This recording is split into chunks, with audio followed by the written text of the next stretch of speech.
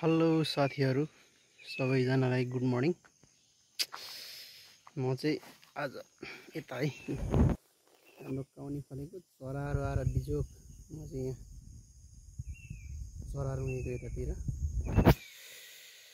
चरा सँगसँगै यता हाम्रो चोचेको लागि भोजन पनि पाक्दैछ। यो चाहिँ हाम्रो यहाँ चाहिँ मेरो खासीहरू छन्। खासीहरू पुरै मस्त बसिरहेका छन्।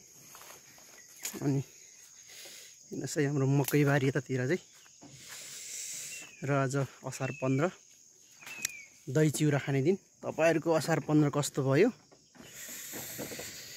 मकै त राम्रै थियो, तर यो हाम्रो अमेरिकाको चाहिँ यो फौजीहरू 5 वर्ष जति भयो, 4-5 वर्ष भयो, प्रत्येक वर्ष यस्तै हो। यो यस्तो बनाएको छ मकै। यो विषादी लाएर पनि यस्तो भएको हो। यो विषादी लाइसकेर पनि अझै छोडेको छैन, यस्तो बनाएको छ यो। अनि विशेष गरी चाहिँ आज मेरो जन्मदिन पनि 1 वर्ष बुढो भएको दिन।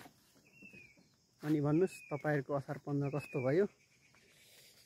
हाम्रो चाहिँ यतातिर पुरै मकै नै मकै छ।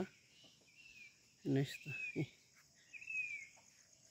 पानी परेर पुरै हरियाली छ। अहिले जङ्गल जताततै आनन्दमय छ वातावरण।